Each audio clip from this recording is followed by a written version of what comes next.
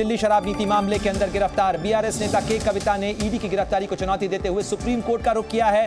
के कविता की गिरफ्तारी हुई थी बीते दिनों और पिछले सप्ताह हुई इस गिरफ्तारी को ईडी के ने जो गिरफ्तार किया है बीआरएस नेता कविता को, उसको चुनौती दी गई है सुप्रीम कोर्ट के अंदर।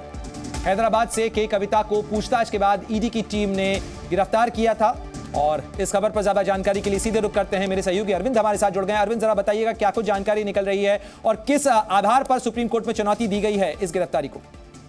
देखिए, के कविता ने सुप्रीम कोर्ट का रुख किया है। उन्होंने इस मामले में अपनी गिरफ्तारी को अवैध बताया है और गिरफ्तारी को उन्होंने चुनौती दी है। इसके अलावा जो निचली अदालत का आदेश था जिसमें उनको 23 मार्च तक रिमांड पर भेजा गया है, उस आदेश को भी उन्होंने चुनौती दी है।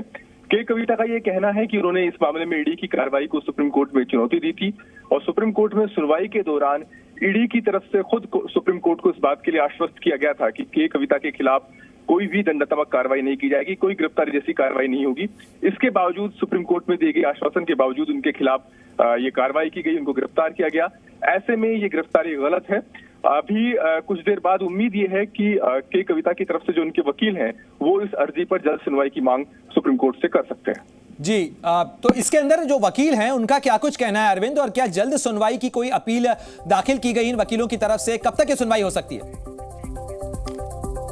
तो अरविंद से एक बार फिर संपर्क करने की कोशिश करेंगे, लेकिन इस समय की बड़ी जानकारी आपको दे रहे हैं। शराब नीति घोटाले से जुड़ा हुआ ये पूरा मामला है जिसके अंदर जहां एक तरफ ईडी नोटिस दे रही है दिल्ली के सीएम अरविंद केजरीवाल को, वहीं दूसरी तरफ बीआरएस नेता के कविता को भी गिरफ्तार किया गया है जिसे उन्होंने सुप्रीम कोर्ट में चुनौती दी है।